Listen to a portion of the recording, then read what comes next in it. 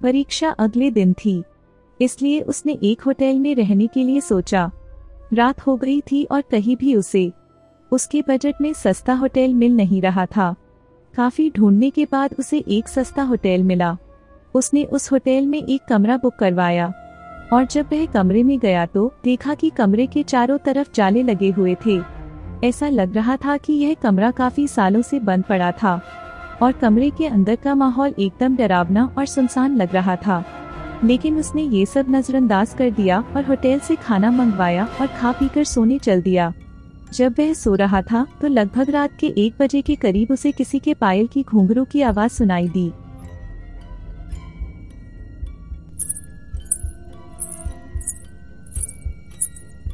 बंटी तुरंत नींद से उठ गया और जल्दी से खिड़की के पास गया, ये पता करने के लिए कि इतनी रात को किसकी पायल की आवाज सुनाई दे रही है और इस सुनसान रास्ते में कौन आधी रात को घूम रहा है, क्योंकि वहाँ होटल में बंटी और मैनेजर के अलावा कोई भी नहीं था। तो ये फिर किस औरत की पायल की आवाज सुनाई दे रही है।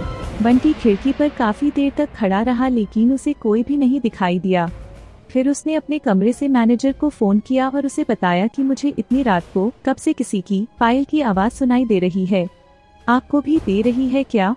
मैनेजर ने कहा कि सर ऐसी कोई बात नहीं है, आपको हवा से ऐसा लग रहा होगा, वैसे भी ये जंगली इलाका है, यहाँ पर तो हल्की हवा भी तूफान के जैसी लगती है, आप सो जाइए, ऐसी कोई बात नहीं है। बंटी मैनेजर की बात पर भरोसा करके फिर से सोने चला गया। कुछ देर बाद उसे दोबारा वही पायल की आवाज पहले से भी ज्यादा तेज सुनाई देने लगी।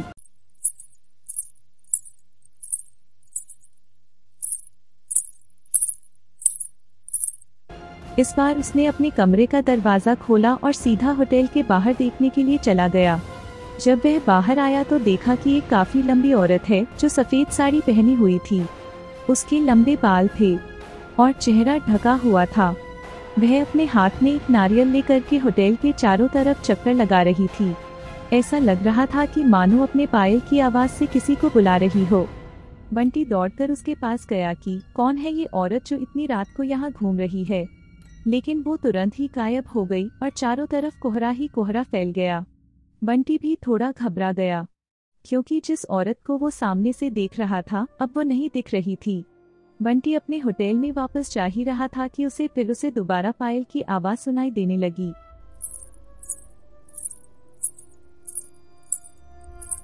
बंटी अब उसे ढूंढते हुए जंगल की ओर जाने लगा। चलते चलते वह अपने होटल से इतनी दूर आ गया कि उसे पता ही नहीं चला। फिर उसने उस घने जंगल में कुछ ऐसा देखा कि उसका दिल दहल गया।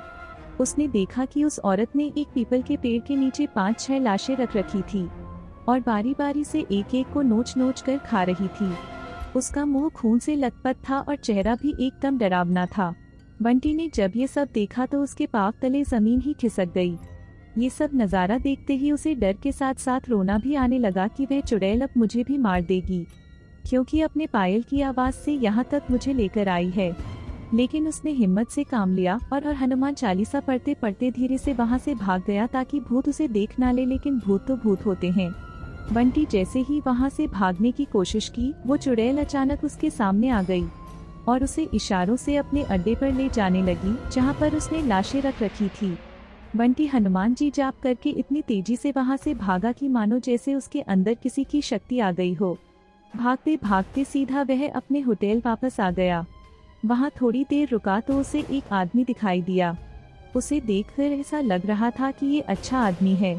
वह बंटी के पास आकर बोला, अरे भाई क्या हुआ तुम्हें, इतना डरे हुए क्यों हो? बंटी ने सारा किस्सा उस आदमी को सुनाया तो उसने बताया कि भाई तुम बहुत किस्मत वाले हो कि आज तुम बच गए। वो भूत किसी को भी नहीं छोड़ती। और तुम इस होटल में क्या कर रहे हो? इसको तो बंद हुए काफी साल हो गए। बंटी ने जब उस आदमी की इतनी बात सुनी तो उसको डर के मारे पसीने निकलने लगे।